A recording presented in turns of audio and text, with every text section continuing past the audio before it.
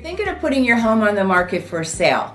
Well, I have 11 terrific tips that I personally use to help my clients sell their home quickly and for top dollar. My first tip is go ahead and gather your paperwork. Starting with and including when you had your closing documents, which will include your survey, and any paperwork you still have on, like any owner's manuals, paperwork for your stove, refrigerator, maybe you put in a new water heater. Another one is your utility bills. If you can ideally have perhaps 12 months of those, if not even just a few months is helpful. Because what we're gonna do is take all those papers, all the papers you were able to collect, your owner manuals, your warranties, your closing packet from when you bought your home, and your utility bills, and put them together in a folder or a binder, and that's going to be the prospective buyer's book.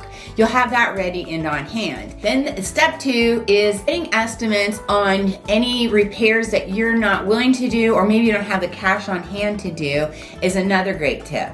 Go ahead and get, if you have an old roof, get estimates on that, or a water heater, or maybe some of your appliances are pretty old and dated. Get as much estimates and or repaired or fixed up as much as possible.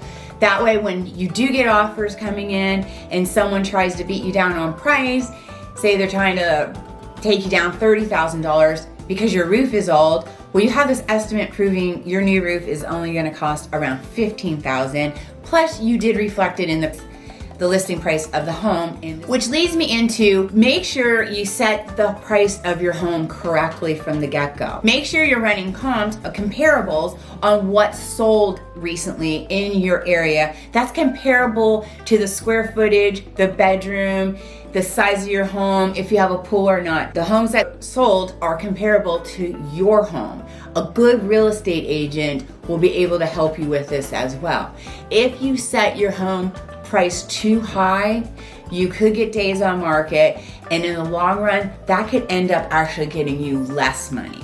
Testing the waters to see if you can get $50,000 more is never ever a good idea. Do it by what's selling in your area. If the trend is going up, then of course you can set it a little higher because you see the home prices are increasing. But if they're staying stable or going down, you've got to set it for that too. You don't want days on market. I've seen too many homes that got sold for way less than they should have because it sat on the market way too long. Make sure you do your comparables and set that price home correct. Okay, so now you got your papers gathered and you got your price of your home. Go ahead and start working on your home before you list it. You want to start depersonalizing is a big one. I know those little baby photos on your wall are just so cute, and those family vacation photos, but you gotta take them down. Get anything that has you and your family, even your little cute little pets, take all those photos and start boxing them up or putting them away in storage. Look, you're gonna have to move anyways. These are things that are going to need to be packed, so let's just go ahead and take care of it now. It'll be one less thing you have to do on moving day. And while you're depersonalizing, make sure you also declutter. If you have closets and drawers, when the buyer comes in and starts looking around to see what kind of storage space there is, well, if stuff's literally falling out of the closet or the drawers are just so packed, they're just gonna automatically assume there's not a lot of storage space in this home. Go ahead, again, you're gonna be moving, start boxing it up, throwing it out, donating it, just get it out. Make these drawers and cabinets, closets very spacious. That way the buyer will come through and they'll feel like there's a lot of storage space, or hopefully there is. They'll see this and instead of thinking it's really cluttered. Okay, so now you have it all depersonalized and decluttered. Go ahead and do a really good deep cleaning. This will also help when a buyer comes through, they don't see a bunch of dust bunnies or maybe pet hairs sticking to their clothes, or maybe there's a little odor. You just freshened up the home by having it cleaned. If needed, it may be a wise investment to go ahead and have a professional cleaner come in. Also, once it's clean, make sure it continues to stay clean throughout the duration of trying to sell your home. You never know when a buyer's down the street, they're hot, they're ready to buy, and they're like, hey, I'm in the neighborhood, can I come see your home? I'm with an agent, I'm pre-qualified, and I'm hot to buy. And you say no because your home's not clean and ready, Or worse, you let them in and it looks horrible and smells horrible, you just lost that deal. You got no shot at getting it. Make sure once it's cleaned, make sure it stays clean. Don't worry, if you do all these steps and tips, your home's gonna sell quickly. It won't be very long that you have to continue this up.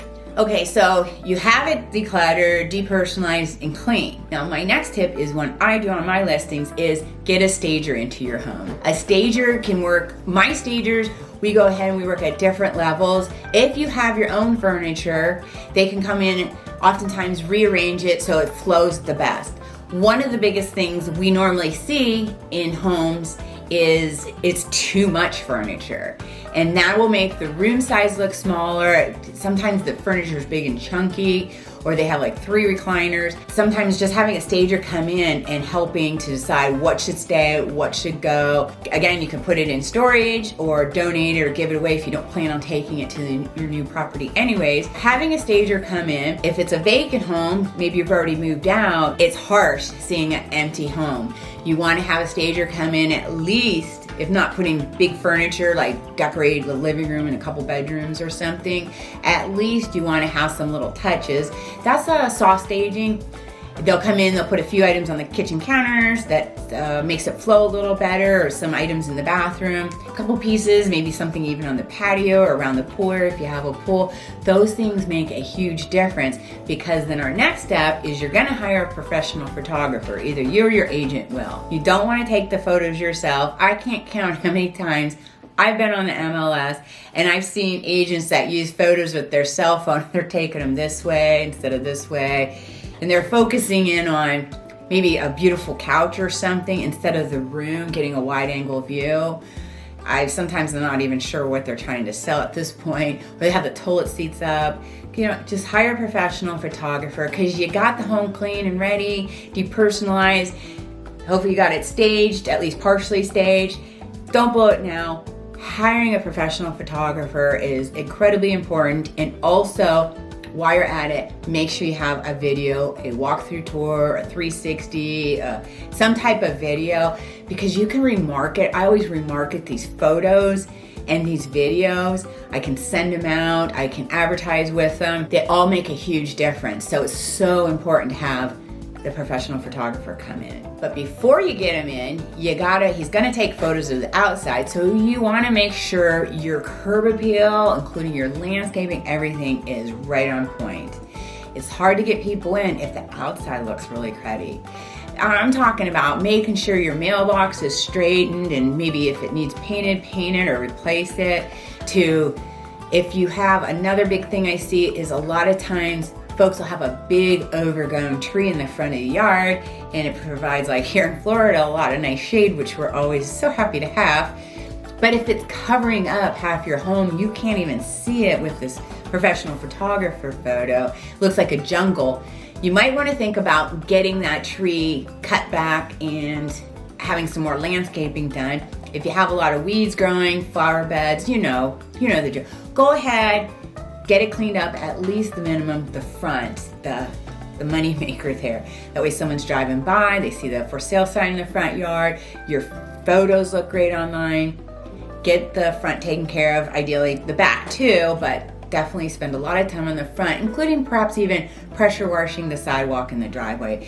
Some of these items are very inexpensive, but they will make a big return on helping to sell your home. So now you have your home priced right, you got all your paperwork, it's clean, staged, ready to go, and you have it listed active for sale, and now the phone's ringing because you did everything right that you're supposed to do. So you get some of your first showings, and there's 2 last tips that are super important when you're going to have your home shown.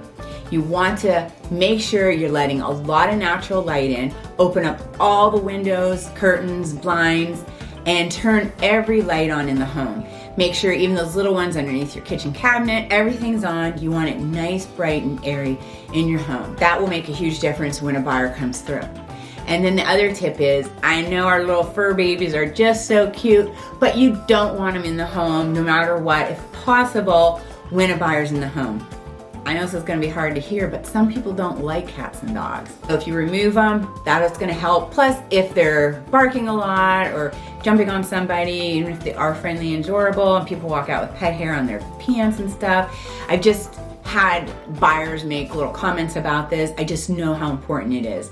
And I do understand it's rough, but if at all possible, please try and have your pets removed from the property when there is a showing occurring in your home. Well, I hope these tips have been helpful. And if there's anything more I can help you with, or you have any questions about getting your home ready for sale, go ahead and make sure you reach out to me, as I'm always happy to help.